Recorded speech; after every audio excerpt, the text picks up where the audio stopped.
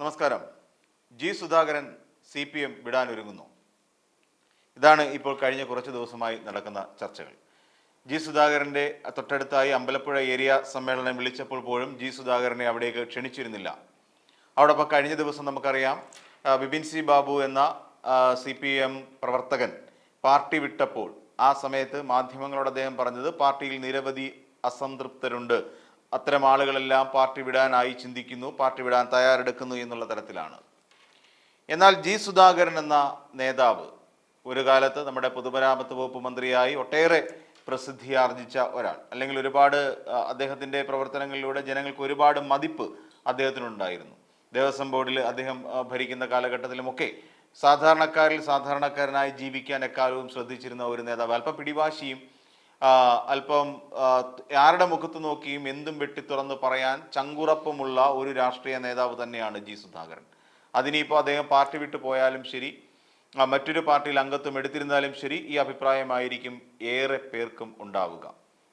എന്നാൽ പാർട്ടിയിൽ അദ്ദേഹത്തിനോട് അല്ലെങ്കിൽ അദ്ദേഹത്തിന് ഇപ്പോൾ ഒഴിവാക്കി നിർത്തിയിരിക്കുന്നതിനോട് അസംതൃപ്തി ഉണ്ടോ എന്നുള്ളതാണ് എല്ലാവർക്കും ഉള്ള ഒരു സംശയം. അതുകൊണ്ട് തന്നെ പാർട്ടിയിൽ നിന്ന് ഒഴിഞ്ഞു പോകുന്നവരെ കാത്ത് വലയുമായി വീടിന് ചുറ്റും തെണ്ടി നടക്കുന്ന BJP-ക്കാരെയും കോൺഗ്രസ്സുകാരെയും നമുക്ക് അവിടെ കാണാൻ സാധിക്കും. അതിൽ ഏറ്റവും പ്രധാനമായി എടുത്തു പറയേണ്ടത് അഡ്വക്കേറ്റ് B ഗോപാലകൃഷ്ണൻ എന്ന് പറയുന്ന അദ്ദേഹത്തിന് ചില ഇരട്ടപ്പേരുകളുണ്ട്, അതൊന്നും ഇവിടെ പരാമർശിക്കാൻ ഉദ്ദേശിക്കുന്നില്ല. BJP നേതാവ്, തൃശ്ശൂരിൻ്റെ നഗരസഭയ്ക്ക് പിന്നാമ്പുറത്ത് എപ്പോഴും അലഞ്ഞു തിരിഞ്ഞ് നടക്കുന്ന ഒരു ആളായി, അല്ലെങ്കിൽ തോറ്റുപോയ ചെയർമാനായി ഇപ്പോഴുമുള്ള ഒരാളാണ് അദ്ദേഹം. ഇപ്പോൾ ഈ അടുത്ത ദിവസം പറഞ്ഞ ഒരു വളരെ പ്രധാനപ്പെട്ട ഒരു പരാമർശം ഉണ്ടായിരുന്നു. അതായത് BJP-യുമായി സഹകരിച്ചു പോകാൻ, അല്ലെങ്കിൽ BJP-യിൽ അംഗത്വം എടുക്കാൻ ജി സുധാകരനെ പോലെ ഒരു നേതാവ് തയ്യാറെടുക്കുന്നുണ്ട്. ഇത് സംബന്ധിച്ച് മണിക്കൂറുകളോളം ഞങ്ങൾ ഒരുമിച്ചിരുന്ന് അദ്ദേഹത്തിൻ്റെ വസതിയിൽ ഇരുന്ന് ചർച്ച ചെയ്തിട്ടുണ്ട്. അദ്ദേഹവുമായും അദ്ദേഹത്തിൻ്റെ സഹധർമ്മിണിയുമായും മണിക്കൂറുകൾ നീണ്ട ചർച്ച നടത്തിയിട്ടുണ്ട്.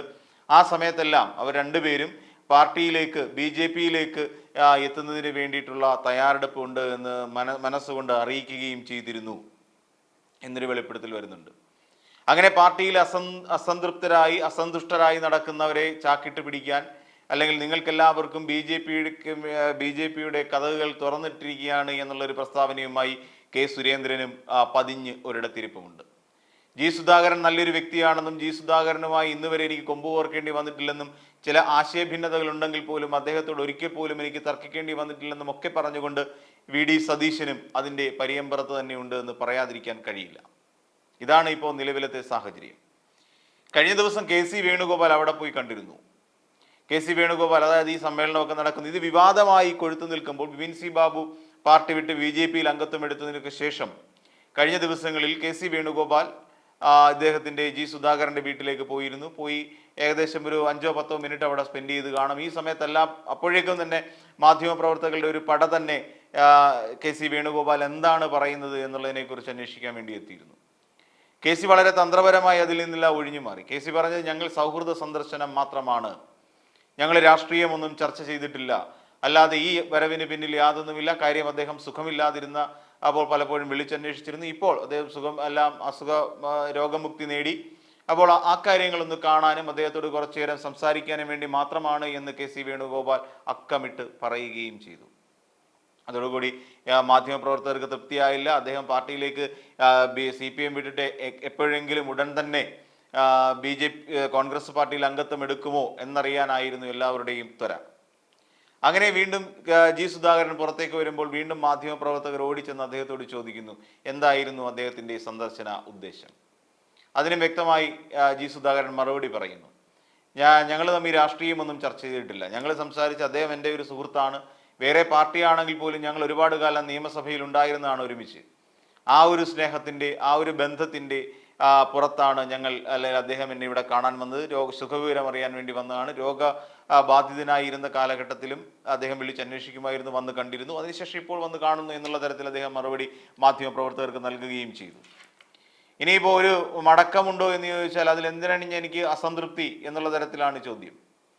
എന്തിനാണ് അസംതൃപ്തി? എന്നെ പാർട്ടിയിലെ ചില നിബന്ധനകൾ കാരണം, പാർട്ടിക്ക് ചില മാനദണ്ഡങ്ങളുണ്ട്, പ്രായം അനുസരിച്ചുള്ള ചില മാനദണ്ഡങ്ങൾ കാരണം ഞാൻ തൽക്കാലം ആ മാനദണ്ഡങ്ങൾ അനുസരിച്ച് പോകുന്ന ഒരു പാർട്ടി പ്രവർത്തകനാണ് എന്ന് പറഞ്ഞു. TJ ആഞ്ചലോസിനെ പാർട്ടിയിൽ നിന്ന് കള്ള റിപ്പോർട്ട് ഉണ്ടാക്കി പുറത്താക്കി എന്ന് അദ്ദേഹം ഒരിക്കൽ പറയുകയുണ്ടായി. അതെല്ലാം പാർട്ടിയെ നവീകരിക്കുന്നതിന് വേണ്ടിയും ശുദ്ധീകരിക്കുന്നതിന് വേണ്ടിയും അദ്ദേഹം നടത്തിയിട്ടുള്ള പരാമർശങ്ങളാണ്. പാർട്ടിക്കാരൻ എന്നുള്ളതിനപ്പുറത്തേക്ക് പാർട്ടിയിലെ മുതിർന്ന നേതാക്കളെ ആദരവോടുകൂടി കാണണം എന്നാണ് അദ്ദേഹം ഈ എം വി ഗോവിന്ദൻ കഴിഞ്ഞ ദിവസം പാർട്ടി പ്രവർത്തകരോട് ആവശ്യപ്പെടുകയും ചെയ്തു. അപ്പോൾ പാർട്ടിയിൽ എവിടെ അസന്തുഷ്ടിയുണ്ടോ അല്ലെങ്കിൽ ഇങ്ങനെ അസംതൃപ്തരായി നടക്കുന്ന പാർട്ടിക്കാരെ തെരഞ്ഞു പിടിക്കാനും അവരുടെ പിന്നാലെ ചാക്കും കൊണ്ട് ഇറങ്ങി അവരെ എങ്ങനെയെങ്കിലും സ്വന്തം പാർട്ടിലാക്കാനും വേണ്ടി ശ്രമിക്കുന്ന രണ്ട് കൂട്ടർ ഇപ്പോൾ ഇറങ്ങി തിരിച്ചിട്ടുണ്ട്, BJPയും കോൺഗ്രസും. അവർക്ക് ഇത് തന്നെ പണി.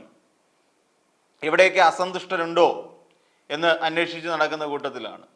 ഞാൻ കൃത്യമായി പറയുകയാണെങ്കിൽ കോൺഗ്രസ് പാർട്ടിയെ എന്തുകൊണ്ട് ഇവർക്ക് ശുദ്ധീകരിച്ചുകൂടാ? കോൺഗ്രസ് പാർട്ടിയിൽ ഒരു ശുദ്ധീകരണം ആവശ്യമല്ലേ എന്ന് ചോദിച്ചാൽ കൃത്യമായ ഒരു മറുപടി കോൺഗ്രസ് പാർട്ടിക്കാർ തരേണ്ടി വരും. അതായത് മറ്റൊരു പാർട്ടിയിൽ അസന്തുഷ്ടരെ കണ്ടെത്താൻ വേണ്ടി നടക്കുന്നതിൻ്റെ 10% സമയം മതി സ്വന്തം പാർട്ടിയിലെ കെടുകാര്യസ്ഥതകൾ അല്ലെങ്കിൽ ഈ രീതിയിലുണ്ടാകുന്ന പടലപ്പിണക്കങ്ങൾ അവസാനിപ്പിക്കാൻ. ഇപ്പോഴും ഒരു നേതൃമാറ്റം ഉടനെ ഉണ്ടാകുമെന്നും ഇല്ലെന്നും പറയുന്നു കോൺഗ്രസ് പാർട്ടിയിൽ. അതായത് പാർട്ടി പുനഃസംഘടന വരുമ്പോൾ സുധാകരൻ ഉണ്ടാകുമോ, അതിന് പകരം സുധാകരൻ അല്ലെങ്കിൽ VD സതീശൻ നിർദ്ദേശിക്കുന്ന ഒരാൾ KPCC അധ്യക്ഷ സ്ഥാനത്തേക്ക് വരുമോ എന്നുള്ള കാര്യവും ഇപ്പോൾ ചർച്ച നടന്നുകൊണ്ടിരിക്കുകയാണ്. സ്വന്തം പാർട്ടിയിലെ പ്രതിസന്ധികൾ പരിഹരിക്കാൻ കോൺഗ്രസിന് കഴിയുന്നില്ല. അപ്പോഴാണ് മറ്റൊരു പാർട്ടിയിൽ അസന്തുഷ്ടരായിട്ടുള്ളവരെ തപ്പി ഇറങ്ങുന്ന ഒരു നടപടി. BJPയെ സംബന്ധിച്ചിടത്തോളം ഉള്ള നേതാക്കന്മാരെല്ലാം BJPക്ക് കേരളത്തിൽ ശാപമായി മാറിക്കൊണ്ടിരിക്കുകയാണ്. അത് ഇപ്പൊ പുതിയതായിട്ട് കോൺഗ്രസിൽ ചേർന്ന സന്ദീപ് വാര്യർ പറഞ്ഞിട്ടുണ്ട്. അത് വലിയ പ്രശ്നമാണ്. അവിടെ ഒരു ഒത്തൊരുമയില്ല. പലരെയും അവിടെ കൊണ്ടുവന്ന് നിർത്തിയിട്ടിരിക്കുന്ന പ്രഭാരി എന്ന് പറഞ്ഞ ഒരാൾ ഒരു പട്ടിയുടെ വില പോലും ആ പ്രഭാരിക്ക് കൊടുക്കാത്ത ഒരു സംസ്ഥാന അധ്യക്ഷനാണ് എന്ന് വരെ BJPയിൽ നിന്ന് കോൺഗ്രസ് പാർട്ടിയിലേക്ക് എത്തിയ സന്ദീപ് വാര്യർ പറയുന്നുണ്ട്. അപ്പൊ ഇതിന്റെ അർത്ഥം BJPയും നീറി പുകഞ്ഞുകൊണ്ടിരിക്കുകയാണ്. അപ്പൊ ഏറ്റവും കൂടുതൽ അസന്തുഷ്ടരുള്ള പാർട്ടികൾ BJP അല്ലേ? കാര്യം നമുക്കറിയാം, ഇവിടെ നിയമസഭയിൽ ഒരു സീറ്റ് പോലും BJPക്ക് ലഭിച്ചിട്ടില്ല. KB ഗോപാലകൃഷ്ണൻ എന്ന് ചിന്തിക്കാൻ വേണ്ടി പറയുകയാണ്. ഒരു നിയമസഭാ സീറ്റ് പണ്ടെങ്ങോ ലഭിച്ച രാജഗോപാലിന്റെ ഒരു സീറ്റും പൊക്കി പിടിച്ചുകൊണ്ടാണ് ഇപ്പോഴും BJPക്കാർ ഇവിടെ നടക്കുന്നത്.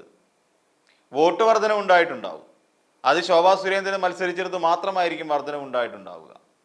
കാര്യം എന്താ? ശോഭാ സുരേന്ദ്രൻ വിടുവായത്വം ധാരാളമായി പറയും. അതുകൊണ്ട് ശോഭാ സുരേന്ദ്രനെ ഒരു വോട്ടുണ്ടാക്കാൻ വേണ്ടിയിട്ടുള്ള ഒരു മെഷീനായിട്ട് കരുതുന്നവരാണ് BJP പ്രവർത്തകർ കൂടുതലും. അപ്പോൾ അതുകൊണ്ട് തന്നെ ശോഭാ സുരേന്ദ്രനെടുത്ത് ചില നേട്ടങ്ങൾ ചിലതൊക്കെ ഉണ്ടായിട്ടുമുണ്ട്. തന്നെയുമല്ല, ഈ പറയുന്ന പോലെ ഇപ്പം നമ്മൾ പത്തിയൂർ എന്ന് പറയുന്ന സ്ഥലം, അത് കായംകുളം ഏരിയ കമ്മിറ്റിയുമായി ബന്ധപ്പെട്ട് വരുന്ന അവിടെ CPM എന്ന് പറയുന്ന പാർട്ടി AM ആരിഫ് 3ാം സ്ഥാനത്തേക്ക് പോകുന്നു.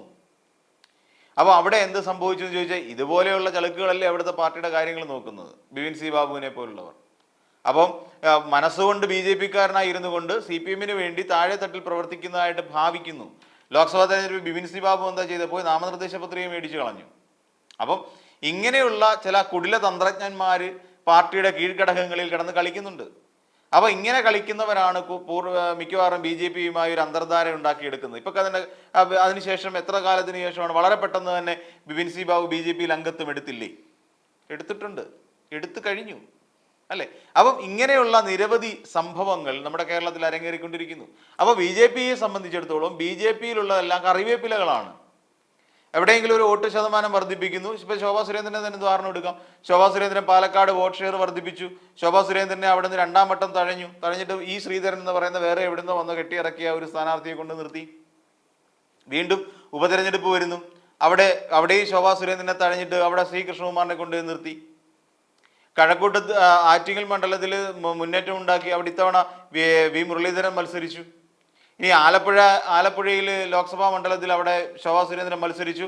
കായംകുളം അടക്കമുള്ള മേഖലകളിൽ വലിയ രീതിയിൽ വോട്ടിന് നേട്ടം ഉണ്ടാക്കാൻ കഴിഞ്ഞു. ഇനി അടുത്ത തവണ വേറൊരാൾ മത്സരിക്കും, അല്ലെ കായംകുളത്ത് ബിപിൻ സി ബാബുവിനെ മത്സരിപ്പിക്കും. അപ്പോൾ എവിടെ തഴച്ചിലും അസന്തുഷ്ടരും എപ്പോഴും BJPക്കുള്ളിലാണ്. MD രമേശ് തന്നെ ഇപ്പോൾ ഏത് അവസ്ഥയിലാണ് കിടക്കുന്നത്? ഇവിടെ നേതൃത്വത്തോടെ MD രമേശിന് എന്തെങ്കിലും സ്നേഹമുണ്ടോ, അല്ലെങ്കിൽ ആരാധനയുണ്ടോ, താല്പര്യമുണ്ടോ? ഇല്ല. അപ്പോൾ നേതൃത്വത്തോട് പിണങ്ങിയിരിക്കുന്ന ഒരു വലിയ വിഭാഗം ആളുകൾ BJPക്കുള്ളിൽ തന്നെയുണ്ട്. അപ്പം ആ പിണങ്ങി നിൽക്കുന്ന കൂട്ടത്തിലേക്ക് ഇവിടെ CPMനകത്ത് അസന്തുഷ്ടരാരെങ്കിലും ഉണ്ടോ എന്ന് തപ്പി നടക്കുകയാണ് ഇപ്പോൾ ചെയ്തുകൊണ്ടിരിക്കുന്നത്. അതാണ് ഈ വരാൻ പോകുന്ന കാലഘട്ടത്തിൽ BJP അനുഭവിക്കാൻ പോകുന്ന ഏറ്റവും വലിയ പ്രതിസന്ധി. ഇവരെ കൊണ്ടുവന്ന് എന്തെങ്കിലും പദവി കൊടുക്കുമോ? അതുമില്ല. ഇപ്പോൾ പറയുന്ന EP ജയരാജനെ ഞങ്ങൾ കൊണ്ടുവന്നിരുന്നെങ്കിൽ, EP ജയരാജൻ സമ്മതിച്ചിരുന്നെങ്കിൽ ഞങ്ങൾ പിടിച്ചിപ്പം ഗവർണർ ആക്കിയേനെ എന്ന് പറയുന്ന മഠയത്തരം കൊണ്ട് കൈകഴുകുന്നവരാണ് BJPക്കാർ. ഇത്രയും കാലമായിട്ട് ഒരു കോൺഗ്രസ് പാർട്ടിയിൽ നിന്ന് ഒരാൾ വന്നിട്ടില്ല. പത്മജ വേണുഗോപാൽ എന്ത് ചെയ്തു? ഒന്നും ചെയ്തില്ല. പത്മജ വേണുഗോപാലിന് വേണ്ടി ഇതുവരെ ഒന്നും ചെയ്തു കൊടുത്തിട്ടില്ല. അപ്പോൾ ഇതൊക്കെ ബി ജെ പിക്കാർ ഇങ്ങനെ ആൾക്കാരെ പിടിക്കാൻ ഇറങ്ങുന്ന സമയത്ത് നിങ്ങൾ ബി ജെ പിയിലേക്ക് ഒന്ന് നോക്കണം. അവിടെ അസന്തുഷ്ടരുടെ ബഹളമാണ്.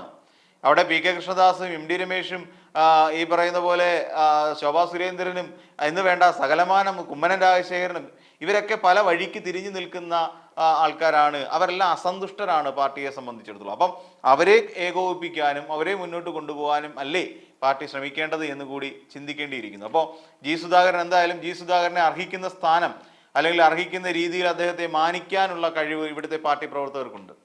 അത് ഇപ്പം ആലപ്പുഴ ജില്ലാ കമ്മിറ്റിയിലുണ്ടായ ചില പ്രശ്നങ്ങൾ, ടി ജെ ആഞ്ചലോസിന്റെ അടക്കമുള്ള പ്രശ്നങ്ങൾ അവിടെ പരിഗണനയിൽ വരുന്നുണ്ട്. അപ്പോൾ ആ രീതിയിൽ നമ്മൾ ചിന്തിച്ചു കഴിഞ്ഞാലും ജി സുധാകരൻ മരണം വരെ ഒരു CPM-കാരനായി തുടരുമെന്ന് തന്നെ അദ്ദേഹം പ്രഖ്യാപിച്ചിട്ടുമുണ്ട്. അപ്പോൾ ആ തീ കണ്ടിട്ട് അല്ലെങ്കിൽ അവിടെ കൊണ്ട് പരിപ്പ് വേവിക്കാൻ വെച്ചത് തൽക്കാലം അങ്ങ് BJP ആണെങ്കിലും കോൺഗ്രസ് ആയാലും മാറ്റി വെക്കാൻ തന്നെയാണ് ഇപ്പോൾ ജി സുധാകരന്റെ ഒരു പറച്ചിൽ.